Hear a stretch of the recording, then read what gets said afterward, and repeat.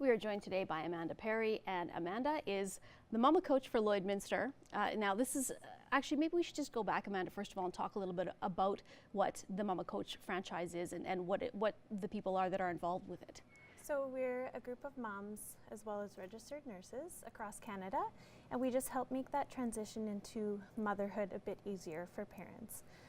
So we look at things like prenatal classes, lactation support, as well as sleep consulting, allergy navigation, as well as CPR and choking workshops for parents. Okay, and let's talk about one thing that happens as your child grows into the toddler stage, and that is nightmares. And Yes. as you said, you know, their imagination gets a little bit more active. So is there a way to tell when they've had a nightmare? Are they usually pretty good for communicating this, or can you tell with behavior? Yeah, so often they'll have frequent wakings in the night, and they'll talk about either there's a ghost in the corner, there's a T-Rex in my closet, or a monster under my bed. Those are often frequent things that they'll talk about. Mm-hmm. And this can often scare parents because they're like, what are they seeing in their room, right? So there are ways that we can kind of help them to avoid that. Okay. And that is through not letting them watch TV shows that aren't really age appropriate for them, or just reassuring them if they do see something that is scary, that it's okay and it's not real. Another way is to avoid the overtired stage. Right. Right. So excessive crying, which can cause frequent night wake-ups, as well as short naps, and nightmares and night terrors.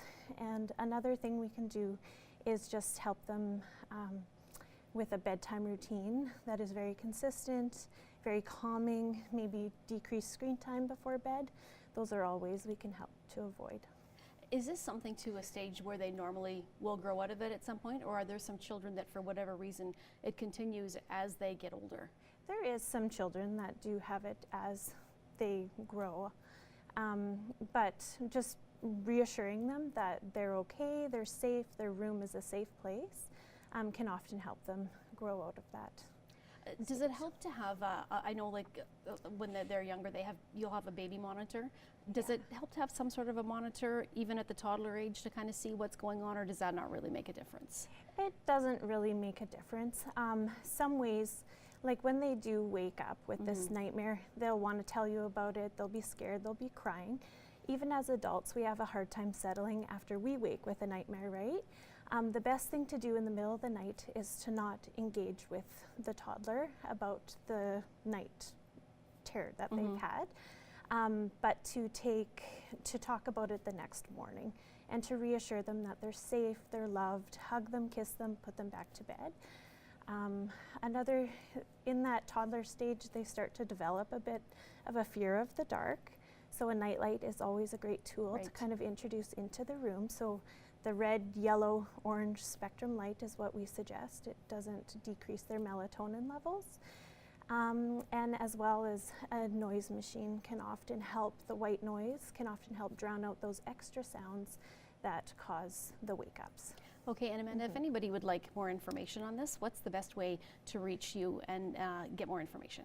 So I have a Facebook page, the Mama Coach Lloydminster. So you can reach me there. You can also check out the Mama Coach website or reach out to me on Instagram Messenger as well. Okay, great. Well, thank you so much for joining us today. Thank you.